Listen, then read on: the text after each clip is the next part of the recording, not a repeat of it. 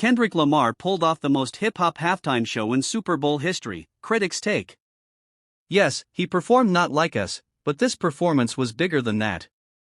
As soon as the NFL announced Kendrick Lamar as the Super Bowl 59 halftime show headliner, fans and haters alike began to surmise just what the Compton MC would do with the 10 to 15 minutes allotted to him.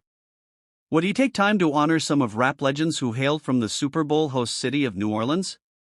A small contingent believed Lil Wayne should have gotten the tap instead of Lamar, so some thought, perhaps Lamar would bring out 504 Zone as a show of respect.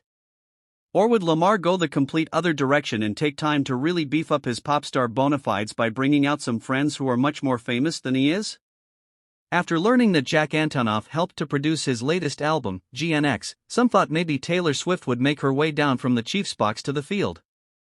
But, nah. What we got instead was an unadulterated Kendrick Lamar show. That is to say, over 120 million people were treated to the first ever real and true rap concert masquerading as a Super Bowl halftime show. During his Apple Music interview with Ebro Darden and Nadeska Alexis, Lamar said all the success of the past year was just a continuum of who I am. And if you've somehow missed out on what happened in rap in 2024, here's a quick rundown. On the first of Future and Metro Boomin's 2 collaboration albums, Kendrick Lamar hopped on a track called Like That and called out Drake, and, to a lesser extent, J. Cole for claiming to be the best. The song went number 1 on the Billboard Hot 100 and reignited a long simmering beef with Drake that resulted in over 6 diss tracks between the two. The highlight of the battle was the DJ Mustard-produced Not Like Us, which also went number 1 on the Hot 100 and saw Lamar cap off the beef with an incredible West Coast-tinged party track that garnered him 5 Grammys. But, as Kendrick said, this was just a continuum of who he is. Almost more than any other rapper working today, Lamar embodies the ethos of hip-hop. He works to make each album and song count, making sure they not only make a statement about the times and the people living them, but say something different than the ones that came before them.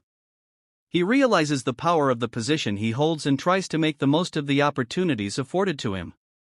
So it wasn't a surprise to see Kendrick Lamar put on the most hip-hop halftime show we've ever seen. Only Kendrick Lamar would start a show on the biggest stage in the world with a verse from an unreleased song, a verse that ended with him rapping, "The revolution about to be televised, you picked the right time, but the wrong guy," a bar that gives a wink and a nod to the situation at hand, Lamar being the first rapper to headline the Super Bowl halftime show on his own. After performing Squabble Up, Samuel L. Jackson, playing an Uncle Sam character, chastised Lamar for making his performance too ghetto and asked him if he really knew how to play the game.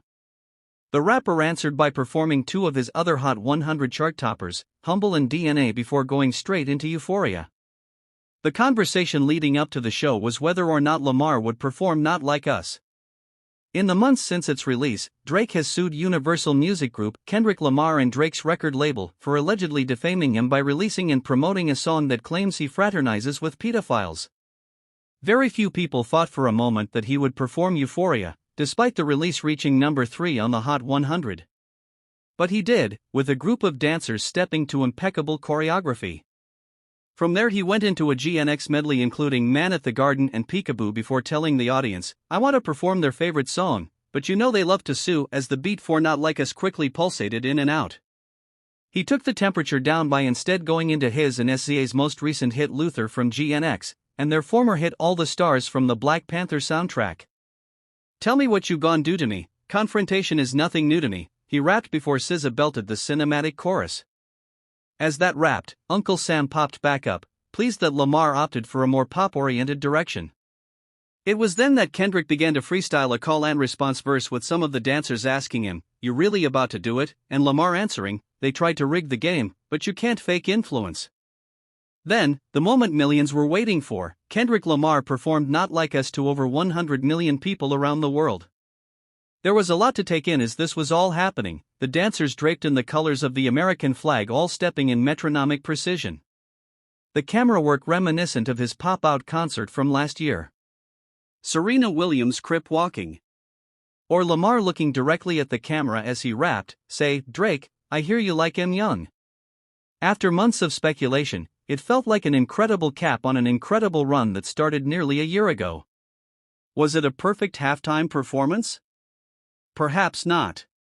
Despite him seemingly rapping without a backing track, playing a few of his chart-topping hits and bringing out a fellow chart-topper in SZA, the set would have benefited from a real and true surprise, something that would have made even the most hardened Kendrick hater say wow.